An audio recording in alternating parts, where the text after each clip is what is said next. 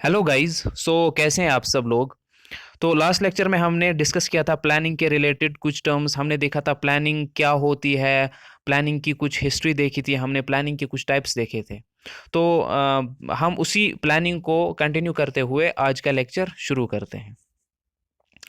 देखिए, आज हम प्लानिंग कमीशन देखेंगे। सबसे पहले प्लानिंग कमीशन क्या होता है। प्लानिंग कमीशन ऑफ इंडिया भी जिसको बोला जाता है। अब आज की डेट में प्लानिंग कमीशन एग्जिस्ट नहीं करता है क्योंकि इसको रिप्लेस किया था नीति आयोग ने। तो देखते हैं प्लानिंग कमीशन क्या था। देखिए, प्लानिंग कमीशन सिंपली एक एडवाइजरी बॉडी थी। ये एक बॉडी बनाई गई थी गवर्नमेंट के द्वारा। इस बॉडी का क्या था। इसका काम ये था कि जो भी कंट्री में रिसोर्सेज हैं उनको एसेस करना। सिर्फ हमारे कंट्री में फिजिकल रिसोर्सेज कितने हैं, हमारी कंट्री में कैपिटल रिसोर्सेज कितनी हैं, ह्यूमन रिसोर्सेज होता है कि हमारी यंग पॉपुलेशन कितनी है, उनका जो टेक्निकल नॉलेज वो कितनी है, वो कितने एजुकेटेड हैं, क्या वो वर्किंग पॉपुलेशन है। ये सारी चीज़ों को एसेस करना और ये देखना कि कंट्री की नीड्स क्या हैं, कौन से सेक्टर्स में कितनी ज़रूरत है, किस सेक्टर में कितनी ज़रूरत है, हमारा एग्रीकल्चर सेक्टर किस लेवल की डेवलपमेंट पाथ पे है, हमारा जो इंडस्ट्रियल सेक्टर है वो किस लेवल का है, तो कहाँ पे कितनी डेवलपमेंट करने की ज़रूरत है। ये सारी चीज़ों को देखना और अपने रिसोर्सेज को भी देखना, क्या हमारे पास इतने रिसोर्सेज हैं कि इस टारगेट को हम अचीव कर पाएँ। तो ये सारा चीज़ जो था, ये काम जो था, ये प्लानिंग कमीशन का था। तो ये प्लानिंग कमीशन देखता था कि हमारी कंट्री के पास कितने रिसोर्सेज हैं, हमारे कंट्री की नीड्स क्या हैं, तो इस हिसाब से कैसा प्लान बनाना चाहिए। जो कि 5 ईयर प्लान्स बनते थे इंडिया में, तो उन 5 ईयर प्लान्स को डिवाइस करना किसका काम था, प्लानिंग कमीशन का। ये उन 5 ईयर प्लान्स को बनाती थी जो ये कमीशन थी। तो इसको बनाया कब गया था, 15 मार्च 1950 में, under the chairmanship of Pandit Jawaharlal Nehru. तो जो कंट्री का प्राइम मिनिस्टर होता था वही इसका चेयरमैन भी होता था, जो प्लानिंग कमीशन था। It was to formulate plan for economic development of the country on the basis of available physical. जैसा मैंने बोला कि इसका काम क्या था, इकोनॉमिक डेवलपमेंट के लिए प्लान्स बनाना। ठीक है ना, कंट्री की डेवलपमेंट के लिए प्लान्स बनाना, अपनी फिजिकल रिसोर्सेज, कैपिटल रिसोर्सेज और ह्यूमन रिसोर्सेज को देख के कि कितना रिसोर्सेज है हमारे पास, उस हिसाब से प्लान बनाना, ये काम था प्लानिंग कमीशन का। ये एक नॉन पॉलिटिकल और नॉन कॉन्स्टिट्यूशनल बॉडी थी। ये कोई, इसका कोई कॉन्स्टिट्यूशन में कोई पावर नहीं था, कॉन्स्टिट्यूशन में इसका कोई मेंशन नहीं था। ये सिंपली गवर्नमेंट ने एक पर्टिकुलर पर्पस के लिए एक कमीशन बनाया था, एक बॉडी बनाई थी। वो पर्टिकुलर काम क्या था इसके पास, प्लान्स बनाना एक कंट्री के लिए। Which would make recommendations to the government. ये गवर्नमेंट को रिकमेंडेशंस देती थी, किसके रिलेटेड, प्लान्स के related. The prime minister was the chairperson. ठीक, it use to work under the overall guidance of national development council. अब ये जो प्लानिंग कमीशन था, ये भी किसके अंडर काम कर रहा था, किसकी गाइडेंस के under, national development council, NDC. इसकी गाइडेंस के अंडर प्लानिंग कमीशन भी काम करता था। अब ये एनडीसी क्या होता है ये हम आगे देखेंगे। पहले हम, हाँ, ये भी देखा हमने कि it was replaced by NITI Aayog. Planning commission को नीति आयोग ने 2015 में रिप्लेस किया। तो प्लानिंग कमीशन के बदले आज की दौर में जो है वो नीति आयोग है। तो एनडीसी देखते हैं, एनडीसी क्या है। जो नेशनल डेवलपमेंट काउंसिल है, ये भी एक बॉडी है। इसका काम क्या है, जो प्लानिंग कमीशन है, जो प्लानिंग कमीशन प्लान्स बनाता है, उनको कंसिडर करना कि प्लान्स कैसे बन रहे हैं, क्या ये सही प्लान है, हमारी कंट्री के जो नीड्स हैं उनके लिए क्या ये सही प्लान है, क्या हमारे रिसोर्सेज इतने हैं जो प्लानिंग कमीशन प्लान बना रही है, क्या हमारे रिसोर्सेज को नज़र में रखते हुए ये प्लान सही है, क्या नीड्स को नज़र में रखते हुए ये प्लान सही है। तो ये एक बॉडी है जो प्लानिंग कमीशन को गाइड करती है। तो national, it was set up in 1952। इसको बनाया गया था 1952 में। इट्स एन एपेक्स बॉडी, यानी कि ये एक टॉप लेवल की बॉडी है for decision making regarding what, plans के रिलेटेड भी डिसीजन मेकिंग ये बॉडी है। कौन, नेशनल डेवलपमेंट काउंसिल। इसका भी प्रेसिडेंट होता है prime minister of India, comprising of union ministers. जो बाकी मेंबर्स इसके होते हैं वो कौन होते हैं, यूनियन मिनिस्टर्स, जो कि सेंट्रल गवर्नमेंट के मिनिस्टर्स होते हैं, वो इसके भी मेंबर्स होते हैं। और chief ministers of all states, सारे स्टेट्स के चीफ मिनिस्टर्स वो भी इसके मेंबर्स होते हैं। एंड ड्यूटीज़, और जो यूनियन टेरिटरीज होती हैं विद लेजिस्लेचर, जिनमें चीफ मिनिस्टर्स होते हैं, वो भी इसके मेंबर्स होते हैं। And administrators of union territories, जो बाकी यूनियन टेरिटरीज रहती हैं जिनमें कोई लेजिस्लेचर नहीं होता है, उनके जो एलजीज होते हैं वो भी इसके मेंबर्स, जो नेशनल डेवलपमेंट काउंसिल है इसके मेंबर्स होते हैं। And members of planning commission.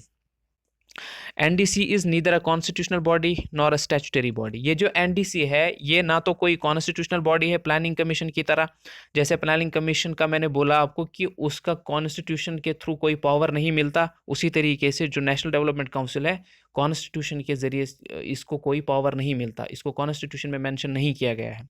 ना ही ये कोई स्टैट्यूटरी बॉडी है। स्टैट्यूटरी बॉडी का मतलब होता है कि इसका कोई लीगल स्टेटस नहीं है, इसका कोई कानूनी हैसियत इस बॉडी की नहीं है, तो इसलिए ये ना तो कोई कॉन्स्टिट्यूशनल बॉडी है ना कोई स्टैट्यूटरी बॉडी है। इसको भी गवर्नमेंट ने बनाया था पर्टिकुलर पर्पस के लिए। इसका काम क्या था, जो प्लानिंग कमीशन है उसको गाइड करना। सेटअप बाय यूनियन कैबिनेट, इसको कैबिनेट ने बनाया था 1952 में through an executive order. The secretary of planning commission acts as secretary of the council. जो प्लानिंग कमीशन का सेक्रेटरी होता है वही सेक्रेटरी होता है इस काउंसिल का भी, किसका, नेशनल डेवलपमेंट काउंसिल का। तो ये था नेशनल डेवलपमेंट काउंसिल। अब इसके फंक्शंस क्या हैं। जो नेशनल डेवलपमेंट काउंसिल है इसका क्या काम है, to prescribe guidelines for formulation of national plan including assessment of resources of the plan. तो ये क्या करता है, ये गाइडलाइंस प्रेस्क्राइब करता है। जो भी प्लानिंग कमीशन कोई प्लान बनाता है 5 सालों के लिए, तो उसके लिए क्या गाइडलाइंस होनी चाहिए, उनको कौन प्रेस्क्राइब करता है, नेशनल डेवलपमेंट काउंसिल। तो जब भी प्लानिंग कमीशन कोई प्लान बनाएगा 5 सालों के लिए, उसको पहले गाइडलाइंस कहाँ से लेनी पड़ेगी, नेशनल डेवलपमेंट काउंसिल से। To consider the national plan as formulated by planning commission, जो प्लानिंग कमीशन बनाएगा, जो प्लानिंग कमीशन ऑफ इंडिया कोई प्लान बनाएगा 5 सालों के लिए, तो उसको कंसिडर कौन करता, उस चीज़ को भी कंसिडर करना, उस पर गौर करना भी काम है किसका, नेशनल डेवलपमेंट काउंसिल का। क्या ये प्लान सही है। To consider important questions of social and economic policy affecting national development. जो प्लानिंग कमीशन के थ्रू जो भी प्लान बनाया जा रहा है, जो भी इकोनॉमिक या सोशल पॉलिसी बनाई जा रही है, उसका इफेक्ट क्या होगा नेशनल डेवलपमेंट पे या इकोनॉमिक डेवलपमेंट पे, उस चीज़ पे भी गौर करना कि इसका काम है नेशनल डेवलपमेंट काउंसिल पे। To review the working of plan from time to time, जो प्लान बनाए जाते हैं उनको रिव्यू करना टाइम टू टाइम, उनकी देखभाल करना कि क्या हमारा प्लान सही दिशा में जा रहा है, क्या जो प्लानिंग कमीशन ने टारगेट सेट किए हैं 5 सालों के लिए, क्या हम उन टारगेट्स को अचीव करने में कुछ सक्सेस हासिल कर रहे हैं। तो ये टाइम टू टाइम इस चीज़ को एसेस करना किसका काम है, एनडीसी का काम। और अगर इसको लग रहा है कि कहीं पे हमें मॉडिफिकेशन करने की ज़रूरत है, कुछ टारगेट्स को कुछ मॉडिफाई उनमें करने की ज़रूरत है, तो ये भी किसका काम है, नेशनल डेवलपमेंट काउंसिल का। तो क्या क्या काम है इसमें, पहले ये गाइडलाइंस प्रेस्क्राइब करती है प्लानिंग कमीशन को कि आपने जो 5 सालों के लिए प्लान बनाना है उसके लिए कौन सी गाइडलाइंस आपको फॉलो करनी पड़ेंगी, ये काम पहला है इसका। दूसरा काम क्या है, टू कंसीडर नेशनल प्लान। तो नेशनल प्लान जो प्लानिंग कमीशन नेशनल प्लान बनाती है उसको कंसिडर करना, उस पर गौर करना कि ये क्या ये प्लान सही बन रहा है। और तीसरा काम इसका क्या है कि जो भी सोशल और इकोनॉमिक पॉलिसी बन रही है उसका असर क्या होगा नेशनल डेवलपमेंट पे, तो ये भी इसका काम है, किसका, एनडीसी का। तो चौथा क्या है, to review the working of plan from time to time. Time to time plan की देखभाल करना, प्लान को देखना, रिव्यू करना उसको कि क्या हम असल सही दिशा में जा रहे हैं, क्या हम जो सेट टारगेट्स हैं क्या हम उनको अचीव करने में सही तरह से जा रहे हैं, क्या कहीं हमें कुछ चेंज करने की तो ज़रूरत नहीं है। तो अगर करने की ज़रूरत है तो फिर उनके लिए भी गाइडलाइंस कौन देता है, एनडीसी, कि हमें यहाँ पे चेंज करने की ज़रूरत है, ये जो टारगेट हमने सेट किया था इसको थोड़ा सा मॉडिफाई करने की ज़रूरत है। तो ये काम है नेशनल डेवलपमेंट काउंसिल के। इसके बाद आता है long period and short period goals of planning. अब देखते हैं हम long period short period goals क्या होते हैं प्लानिंग के, जो कि इंडिया में प्लानिंग थी। Long period short period goals को समझने के लिए मैं आपको एक एग्जांपल दूंगा। से फॉर एग्जांपल 6 मंथ्स बाद आपका एक एग्ज़ाम होने जा रहा है, ठीक है। तो उस एग्ज़ाम को क्वालिफाई करने के लिए आपका लॉन्ग टर्म गोल क्या रहेगा, लॉन्ग टर्म गोल रहेगा कि आप पूरा सिलेबस जो है उसको कंप्लीट करो। जो ये सिलेबस है आपका पूरा 6 महीनों में कंप्लीट होना चाहिए with revision, mock test etcetera, जो भी करना है तो इन 6 महीनों में करना है। तो ये आपका लॉन्ग टर्म गोल रहेगा। अब इस लॉन्ग टर्म गोल को अचीव करने के लिए आप कुछ शॉर्ट टर्म प्लान्स बनाओगे, ठीक। आप इस 6 महीनों के टाइम को डिवाइड करोगे, आप इसको डिवाइड करोगे एक एक महीने के पीरियड में से फॉर एग्जांपल, ठीक।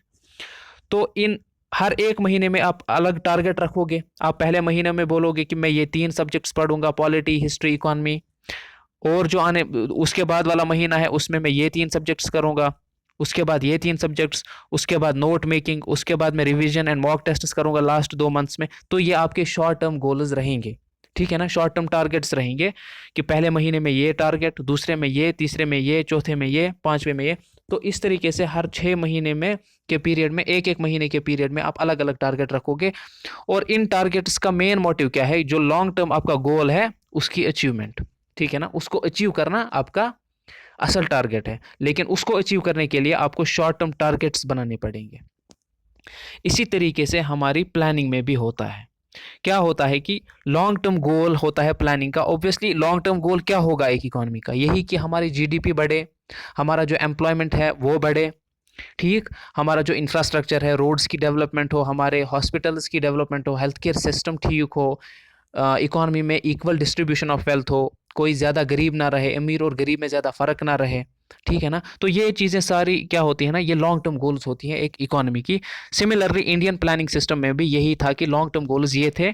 लेकिन उन लॉन्ग टर्म गोल्स को देखो, ये 50 साल का एक आपका होता है गोल कि 50 साल या 30 सालों का आप टारगेट रखो कि 30 साल में हम एक डेवलप्ड नेशन बनेंगे। लेकिन उसके लिए आपको छोटे छोटे टारगेट्स रखने पड़ेंगे।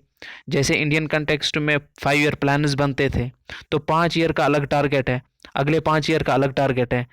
कंडीशंस को देखते हुए कि आज की सिचुएशन क्या है कंट्री की, किस सेक्टर में ज़्यादा ज़रूरत है फोकस करने की, तो इस हिसाब से 5 ईयर्स का के छोटे छोटे प्लान्स बनाना। लेकिन इन छोटे प्लान्स बनाने का भी मकसद यही है कि जो हमारा लॉन्ग टर्म गोल है उसको अचीव करना, ठीक है। तो यही होते हैं short term and long term goals. Long period goals ये जो होते हैं they are common to all 5 year plans. जितने भी 5 ईयर प्लान्स बनेंगे ना, लॉन्ग टर्म गोल उनमें कॉमन होगा। से फॉर एग्जांपल पहले प्लान का आपका गोल है कि आप एग्रीकल्चरल सेक्टर में ज़्यादा डेवलपमेंट करना चाहते हैं, दूसरे प्लान का गोल है आप इंडस्ट्रियल सेक्टर को बढ़ाना चाहते हैं, तीसरे में आप एम्प्लॉयमेंट पे फोकस करना चाहते हैं। लेकिन ये जो तीनों शॉर्ट टर्म जो टारगेट्स हैं, इनका क्या मकसद है। अगर आपकी एग्रीकल्चरल सेक्टर आपका बढ़ता है, ऑब्वियसली इससे इकोनॉमिक डेवलपमेंट बढ़ेगी। इंडस्ट्रियल सेक्टर बढ़ता है, इससे भी इकोनॉमिक डेवलपमेंट बढ़ेगी। आपका एम्प्लॉयमेंट बढ़ता है, ये भी इकोनॉमिक डेवलपमेंट का इंडिकेटर है। तो इन चारों का कॉमन गोल क्या है, इकोनॉमिक डेवलपमेंट को बढ़ाना, ठीक है। तो शॉर्ट टर्म गोल इसका कॉमन ये होता है, ये कॉमन होते हैं सारे प्लान्स में, ठीक है ना। Therefore they are generally studied as common goals। इनको बोला जाता है common goals of 5 year plans भी या ऑब्जेक्टिव्स ऑफ प्लानिंग भी, ठीक है। सॉरी, लॉन्ग टर्म गोल्स की बात कर रहा था मैं, ठीक है ना। हाँ, अब आते हैं शॉर्ट टर्म गोल्स पे। Short period goals are plan specific. Short period goals क्या होते हैं, ये स्पेसिफिक होते हैं। लॉन्ग पीरियड गोल्स में हमने क्या देखा कि ये कॉमन होते हैं हर एक शॉर्ट पीरियड में। जैसे शॉर्ट पीरियड में एम्प्लॉयमेंट की ग्रोथ, एग्रीकल्चर की ग्रोथ, इंडस्ट्री की ग्रोथ, तो ये कॉमन गोल है। कॉमन गोल क्या है इन तीनों में, इकोनॉमिक डेवलपमेंट। अब शॉर्ट पीरियड गोल्स की बात करते हैं, ये सेपरेट होंगे, हर एक प्लान का अलग गोल होगा, यहाँ पे कॉमन नहीं है। शॉर्ट पीरियड गोल जैसे इसका एग्रीकल्चर होगा, इसका इंडस्ट्री होगा, इसका इक्वालिटी होगा, इसका एजुकेशन सेक्टर होगा, तो ये सारे अलग अलग गोल्स हैं, ठीक है ना। लॉन्ग पीरियड इनमें कॉमन है, लेकिन शॉर्ट पीरियड गोल्स डिफरेंट है, हर एक प्लान का अलग अलग है। चलिए, डिपेंडिंग ऑन ग्राउंड रियलिटीज, जैसे मैंने बोला कि शॉर्ट पीरियड गोल्स डिपेंड किस चीज़ पे करते हैं कि ग्राउंड रियलिटी क्या क्या है, इस टाइम किस सेक्टर पे ज़्यादा फोकस करने की ज़रूरत है। अगर हमें लगता है कि कंट्री में फूड शॉर्टेज है, तो हमें एग्रीकल्चर सेक्टर पे फोकस करने की ज़रूरत है। इसी तरीके से जिस जिस सेक्टर में कमी लग रही है उस पर फोकस करने की ज़रूरत होती है, ग्राउंड रियलिटीज़ को देखते हुए। Short term and long term goals of planning should not contradict but complement each other. जो short term and long term goals है ना, ये कंट्राडिक्ट नहीं करने चाहिए एक दूसरे के साथ, ठीक है ना, ये कॉम्प्लीमेंट करने चाहिए। मतलब जो इसका मकसद हो वही इसका भी मकसद हो, ठीक है ना, जो शॉर्ट टर्म का मकसद हो वही लॉन्ग टर्म का भी मकसद हो। इसी को कहते हैं कॉम्प्लीमेंट। क्योंकि देखो, इसमें एम्प्लॉयमेंट आपका फोकस है, तो इससे डेवलपमेंट होगी, इकोनॉमिक डेवलपमेंट, तो ये इसको कॉम्प्लीमेंट करता है, ना कि कंट्राडिक्ट। ये इसको, इसकी ग्रोथ को रिटार्ड नहीं करता, रोकता नहीं है। एम्प्लॉयमेंट से डेवलपमेंट ही होगा, तो ये दोनों एक दूसरे को कॉम्प्लीमेंट करते हैं। अब आते हैं हम लॉन्ग पीरियड गोल्स पे। क्या थे इकोनॉमिक, जो इंडियन प्लानिंग थी इसके लॉन्ग पीरियड गोल्स क्या थे। पहला गोल था increase in GDP and per capita GDP, briefly called growth. पहला गोल था जीडीपी को बढ़ाना। जीडीपी क्या होता है, gross domestic product. Gross domestic product, gross domestic product मतलब कंट्री में जितनी भी प्रोडक्शन होती है ना, जितने भी प्रोडक्ट्स बनते हैं या सर्विसेज प्रोवाइड की जाती हैं, उनका जो मार्केट वैल्यू होता है उसको बोलते हैं हम ग्रॉस डोमेस्टिक प्रोडक्ट। जितनी भी कंट्री की बाउंड्री के अंदर अंदर ये प्रोडक्शन होती है, ठीक है ना, ये कंट्री की बाउंड्री है, इसमें जिस सेक्टर का जितना भी प्रोडक्ट बनता है उसका मार्केट वैल्यू हम देखते हैं, उसको बोलते हैं हम ग्रॉस डोमेस्टिक प्रोडक्ट, ठीक है ना। तो क्या था प्लान का फोकस? ग्रॉस डोमेस्टिक प्रोडक्ट को बढ़ाना and per capita GDP. Per capita क्या होता है? देखिए, हम एग्जांपल लेते हैं, this is country A, this is country B, ये दो कंट्रीज हैं हमारे पास। इस कंट्री की पॉपुलेशन हम लेते हैं कि इसमें 10 लोग रहते हैं और इसमें 20 लोग रहते हैं, ठीक है ना। इसकी पॉपुलेशन 10 है, इसकी पॉपुलेशन 20 है। अब हम देखते हैं कि चलो हम मान लेते हैं दोनों कंट्रीज का ग्रॉस डोमेस्टिक प्रोडक्ट सेम है, इसके पास भी 100 रुपए है, इसके पास भी 100 रुपए है। अगर हम जीडीपी को सिर्फ देखेंगे तो हमें लगता है कि ये दो कंट्रीज सेम लेवल की डेवलपमेंट पे हैं, ठीक है ना। ये दोनों जो है कंट्रीज सेम लेवल की डेवलपमेंट लेवल पे हैं। इसके पास भी 100 रुपए है, इसके पास भी 100 रुपए है। अब अगर हम दूसरा फैक्टर देखेंगे, लेकिन इसकी पॉपुलेशन जो है वो कितनी है? 10, इसकी कितनी है? 20। अगर हम ये 100 रुपए इन 10 लोगों में डिवाइड करेंगे, बांटेंगे, तो हर एक बंदे के पास कितना आएगा? 100 डिवाइड बाई 10, यानी कि 10 रुपीज पर पर्सन। हर एक बंदे के को मिलेंगे 10 रुपए। अगर इस कंट्री में भी हम यही करेंगे, ये 100 रुपए हम इन 20 लोगों में डिवाइड करेंगे, तो यहाँ पे क्या होगा? 100 डिवाइडेड बाई 20, तो कितना आएगा? एक बंदे के पास 5 रुपए। तो यहाँ पे एक बंदे के पास 5 रुपए है, यहाँ पे एक बंदे के पास 10 रुपए है। क्या अब ये दोनों countries same level of development पे है? अगर हम इस फैक्टर को लेंगे, नहीं है, क्योंकि यहाँ पे पर, इसको कहते हैं पर कैपिटा इनकम, यानी कि इनकम पर हेड। यहाँ पे इनकम पर हेड कितनी है? 5 रुपए। यहाँ पे इनकम पर हेड है कितनी? 10 रुपए। तो ये मोर डेवलप्ड है एज कंपेयर टू दिस। जब हम किस चीज को लेंगे, कंसिडर करेंगे पॉपुलेशन फैक्टर को, क्योंकि यहाँ की पॉपुलेशन कम थी, यहाँ की पॉपुलेशन ज्यादा थी। अगरचे इनकम सेम थी दोनों कंट्री की, जीडीपी सेम था, लेकिन पर कैपिटा इनकम डिफरेंट था क्योंकि पॉपुलेशन डिफरेंट थी, ठीक है ना। तो इस चीज को हमें ध्यान में रखना होता है।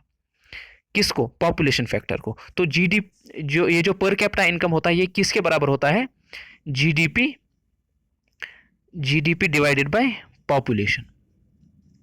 जैसे हमने कंट्रीज में देखा कि जीडीपी कितनी थी? 100, पॉपुलेशन कितनी थी? 10, तो जीडीपी डिवाइडेड बाय पॉपुलेशन, इसको बोलते हैं हम पर कैपिटा इनकम, यानी या इनकम पर हेड, ठीक है। तो इस प्लान का जो इंडियन प्लानिंग थी, फर्स्ट लॉन्ग टर्म गोल जो था वो क्या था? इंक्रीज इन जीडीपी भी बढ़ाना और पर कैपिटा इनकम भी, इनकम पर हेड भी बढ़ाना, ठीक है ना। इसको हम सिंपली ग्रोथ भी बोलते हैं। Implies increase in level of output, तो ये हमने देखा। अब है दूसरा गोल। दूसरा लॉन्ग टर्म गोल क्या था? Full employment. दूसरा लॉन्ग टर्म गोल था फुल एम्प्लॉयमेंट। फुल एम्प्लॉयमेंट क्या होता है? फुल एम्प्लॉयमेंट वो सिचुएशन होती है जबकि आपकी कंट्री में जितनी भी वर्किंग पॉपुलेशन है, ठीक है ना, उनमें से जितने भी लोग काम करने के लायक हों और जो काम करना चाहते हों, उनको अगर काम मिलता है सबों को, तो हम कहते हैं ये कंट्री जो है इसमें फुल एम्प्लॉयमेंट है, इस कंट्री में फुल एम्प्लॉयमेंट है। कब है फुल एम्प्लॉयमेंट? जब आपकी वर्किंग पॉपुलेशन, उसके पास काबिलियत भी है काम करने की और वो काम करना भी चाहती है और उनको काम मिलता भी है, उसको बोलते हैं हम फुल एम्प्लॉयमेंट। अगर ये कंडीशंस नहीं है तो फिर फुल एम्प्लॉयमेंट उस कंट्री में एग्जिस्ट नहीं करता है, ठीक है ना। तो यही होता है हमारा full employment. Full employment refers to a situation when all people in the working age group are actually engaged in some gainful employment. In other words, those who are able to work and are willing to work must get work. यही कि इनके पास काबिलियत भी है काम करने की और ये विलिंग भी है काम करने के लिए और इनको काम मिलता भी है, तो हम कहेंगे कि इस कंट्री में फुल एम्प्लॉयमेंट एग्जिस्ट करता है। ये था दूसरा गोल, क्या? Full employment. तो तीसरे गोल पर आते हैं। जो लॉन्ग टर्म गोल तीसरा था वो क्या था? Economic growth, sorry, equitable distribution और इक्विटी, ठीक है ना। तीसरा गोल था इक्विटेबल डिस्ट्रीब्यूशन। ये क्या होता है? देखें, यहाँ पे दो टर्म्स में हमें डिफरेंस पता होनी चाहिए। एक होता है इक्वालिटी, इक्वालिटी, दूसरा होता है इक्विटी। ये वो कॉमर्स वाली इक्विटी नहीं है जो शेयर होल्डर, ये सॉरी, जो ओनर का शेयर होता है उसको हम इक्विटी, ये वो वाला इक्विटी नहीं है, इकोनॉमिक्स का इक्विटी है, यहाँ पे इसका अलग मतलब है। देखिए इक्वालिटी और इक्विटी में क्या डिफरेंस होती है, एग्जाम्पल के साथ समझाता हूँ। मान लेते हैं हमारे पास एक कंट्री में दो टाइप ऑफ पीपल, दो ही बंदे हैं, ठीक है ना, दो बंदे लेते हैं हम, एक this is person A, this is person B. ये बंदा बहुत अमीर है, ये पुअर है, गरीब बंदा है, इसके पास बहुत वेल्थ है, इसके पास बहुत कम वेल्थ है। अब देखिए, अब गवर्नमेंट के पास है 100 रुपये, ठीक है ना, और गवर्नमेंट इस इनकम को डिस्ट्रीब्यूट करना चाहती है बिटवीन इट्स पॉपुलेशन, क्योंकि दो ही लोग रहते हैं कंट्री में, तो इन दो के बीच में इसको डिस्ट्रीब्यूट करना है। अब गवर्नमेंट क्या करेगी, अगर हम इक्वल डिस्ट्रीब्यूशन की बात करेंगे ना, इक्वली डिस्ट्रीब्यूट करना, तो इसको 50 रुपये मिलेंगे, इसको भी 50 रुपये मिलेंगे। हम मानते हैं ये अमीर बंदा है, इसके पास ऑलरेडी 100 रुपये की इनकम है या 100 रुपये का वेल्थ है, और ये गरीब बंदा है, इसके पास सिर्फ 10 रुपये है, ठीक है ना। तो इनके बीच में जो इनकम डिस्पैरिटी है वो बहुत ज़्यादा है, इनकम डिफरेंस इनके बीच में बहुत है, ये बहुत ज़्यादा अमीर है, ये बहुत ज़्यादा गरीब है। अब गवर्नमेंट के पास 100 रुपये है, गवर्नमेंट इक्वल डिस्ट्रीब्यूशन करना चाहती है, तो गवर्नमेंट ने इसको 50 रुपये दिए, इसको 50, यही तो इक्वल डिस्ट्रीब्यूशन है। लेकिन क्या आपको लगता है कि ये सही तरीका है डिस्ट्रीब्यूट करने का? क्या अमीर को भी उतना ही देना चाहिए जितना गरीब को? ऑब्वियसली नहीं, क्योंकि इसके पास तो ऑलरेडी बहुत ज़्यादा वेल्थ है, इसके पास बहुत कम है। अमीर को अगर 50 रुपये मिलते हैं, उसको उतना फ़र्क नहीं पड़ेगा उस 50 रुपये से जितना कि गरीब बंदे को। आप एक कंट्री के एक बिजनेस टाइकून को दोगे 50 रुपये, क्या उसके लिए वो कुछ मायने रखते हैं? उसके लिए उसका कोई मायने नहीं है। अगर आप वही एक फुटपाथ पे रहने वाले को वो 50 रुपये देते हो, it will mean a lot to him, इसके लिए 50 रुपये का बहुत ज़्यादा वैल्यू है। तो ये इक्वल डिस्ट्रीब्यूशन जो है ये सही नहीं है। तो फिर क्या है, जो हम इक्विटी की बात करते हैं या इक्विटेबल डिस्ट्रीब्यूशन ऑफ वेल्थ की बात करते हैं, वही सही है। वो क्या होता है, देखो वो क्या होता है। अब मान लीजिए यही 100 रुपये गवर्नमेंट देती है, इसमें से 80 रुपीज़ देती है गरीब बंदे को और 20 रुपये देता है इसको, ठीक है। तो अब इसको कहते हैं हम इक्विटेबल डिस्ट्रीब्यूशन, क्योंकि यहाँ पे गरीब की को ज़्यादा वेट दिया गया, वेटेज दी गई, और अमीर को कम, क्योंकि गरीब को चाहिए ज़्यादा पैसे, अमीर को कम, ठीक है ना। इसको कहते हैं इक्विटेबल डिस्ट्रीब्यूशन ऑफ वेल्थ। दूसरे तरीके में हम इसको ऐसे समझ सकते हैं कि देखिए, ये हमारे पास अमीर बंदा, ये हमारे पास गरीब बंदा, गवर्नमेंट के पास 100 रुपये, अमीर बंदे के पास ऑलरेडी 100 रुपये, गरीब के पास 10 रुपये। गवर्नमेंट क्या करेगी, चलो गवर्नमेंट के पास ये 100 रुपये नहीं है, गवर्नमेंट के पास नहीं है, गवर्नमेंट क्या करेगी, गवर्नमेंट टैक्स लेगी इस बंदे से 30 रुपीज़ का टैक्स लेगी, और वो जो टैक्स जो इसने कलेक्ट किया इस बंदे से, वो इस बंदे को देगी, ठीक है ना। अब इसके पास कितने बचते हैं, 70, और इसके पास कितने आते हैं, 10 + 30, इसके पास 40 आते हैं, ठीक है ना। अब जो इनके बीच की जो गैप थी ना, वो कहीं ना कहीं ब्रिज हो गई, ठीक है ना, वो गैप कम हो गई। पूरी तो हम कम नहीं कर सकते, गरीब से पूरा लेंगे इसको ताकि हम ये इक्वल हो, इक्वल तो नहीं होंगे, लेकिन जो गैप है वो कम होगी। इसको कहते हैं इक्विटेबल डिस्ट्रीब्यूशन ऑफ वेल्थ। इससे पहले जो कंट्री की वेल्थ थी वो पूरी की पूरी ऑलमोस्ट इसके पास थी, लेकिन अब इसका आधा पोर्शन इससे लिया गया, वो इसको दिया गया, तो इसको कहते हैं इक्विटेबल डिस्ट्रीब्यूशन ऑफ वेल्थ, ठीक है। तो ये था third goal, long term goal Indian economic planning का, ठीक है ना। Economic growth would become meaningless exercise if benefits of it accrue to only handful of people. Economic growth जो होगी एक कंट्री में, उसका कोई मकसद ही नहीं रहेगा, कोई मतलब ही नहीं रहेगा, अगर उसका फ़ायदा सिर्फ कुछ चंद लोगों को मिले, ठीक है ना। चंद लोग हैं कंट्री में, वो अमीर तरीन लोग हैं, उनको ही इसका फ़ायदा मिल रहा है, तो फिर ये जो इकोनॉमिक डेवलपमेंट हो रही है इसका कोई फ़ायदा नहीं है। आपका गरीब जो है, पुअर इज़ बिकमिंग पुअरर, गरीब गरीब होता जा रहा है और अमीर अमीर, तो इस अगर ये सिचुएशन है तो फिर डेवलपमेंट का मतलब नहीं रहता। हम एक कंट्री को डेवलप्ड तभी कहते हैं जब उसमें इक्विटेबल डिस्ट्रीब्यूशन ऑफ वेल्थ भी हो, ना कि सिर्फ जीडीपी बढ़े, बल्कि इक्वल डिस्ट्रीब्यूशन भी हो। Benefits of growth must spread across larger sections of society so that distribution of income becomes equitable। जो ग्रोथ के बेनिफिट्स हैं, जो इकोनॉमिक ग्रोथ हो रही है उसके जो फ़ायदे हैं, वो लार्जर सेक्शंस ऑफ सोसाइटी तक पहुंचने चाहिए, वो हर एक इंसान तक पहुंचने चाहिए, तभी हम कहेंगे कि इक्विटेबल डिस्ट्रीब्यूशन ऑफ वेल्थ हो रहा है। Otherwise rich will become richer and poor poorer, नहीं तो गरीब गरीब होता जाएगा और अमीर अमीर। ये था goal number 3, long term goal number 3, कौन, इक्विटेबल डिस्ट्रीब्यूशन और इक्विटी। तो इसके बाद आता है गोल नंबर 4 और वो है मॉडर्नाइजेशन। गोल नंबर 4 जो इंडियन प्लानिंग का था वो क्या था? मॉडर्नाइजेशन। मॉडर्नाइजेशन क्या होता है? It means updating a technical know how and adoption of new technology in the growth process. इसका मतलब होता है जो नई टेक्निक्स है, नई टेक्नोलॉजी है, उसको अपनी ग्रोथ प्रोसेस में के लिए अडॉप्ट करना। इसके लिए भी एक छोटी सी एग्जांपल दूंगा मैं आपको। देखो आज जो है डिजिटल वर्ल्ड का दौर है, आज डिजिटलाइजेशन की तरफ दुनिया बहुत बढ़ चुकी है। इसका देखो, इसको मैं एक एग्जांपल से समझाता हूँ आपको। आपका एक दोस्त है दूसरे स्टेट में और आपको उसको कुछ पैसे भेजने हैं, ठीक है ना? आपको से for example you need to send him ₹1000, आपको 1000 रुपये उसको भेजना है। अभी उसने आपको कॉल किया कि मुझे 1000 रुपये भेजो, तो आप यूपीआई के थ्रू उसको भेजोगे तो कितना टाइम लगेगा? 10 सेकेंड्स में आप उसको ये पैसे भेज सकते हो, आपका कोई कॉस्ट नहीं आएगा, ठीक है ना? तो कितना फास्ट ये काम हुआ, कितना एफिशिएंसी के साथ हुआ, और उसको भी कितनी आसानी हुई, आपको भी कितनी आसानी हुई, खर्चा भी इसमें कितना कम लगा। ये किसका फ़ायदा हुआ? जो डिजिटलाइजेशन है। तो digitalization is an example of modern technology, ठीक है ना? अब अगर यही ट्रांजैक्शन आपको करनी थी डिजिटलाइजेशन से पहले के दौर में, तो क्या होता? पहले आपको बैंक पे जाना था, बैंक पे जाने के लिए आपको जो किराया देना था, अपना टाइम निकालना था, बैंक में जो लाइन लगी होगी वहाँ पे रहना था आपको, वहाँ पे आपका टाइम स्पेंड होता, फिर आपको पे इन स्लिप लिखनी थी उसको वहाँ पे। तो मतलब कितना टाइम जाता आपका, कितने एफर्ट्स जाते, और फिर बैंक कब उसके अकाउंट में डिपॉजिट करता, उसमें भी कितना टाइम लगता। उसको भी फिर जो आपका फ्रेंड दूसरे स्टेट में था उसको भी बैंक पे जाना था विड्रा करने के लिए, उसको भी इतने एफर्ट्स लगने थे। तो ये था डिजिटलाइजेशन से पहले का दौर। तो अब देखो नई जो टेक्निक, जो नई टेक्नोलॉजी है, इसका कितना फ़ायदा हुआ in terms of saving your time, saving your efforts, saving your energy and your friends energy. तो ये छोटी सी एग्जांपल है कि मॉडर्न टेक्नोलॉजी को हम कैसे यूज़ कर सकते हैं।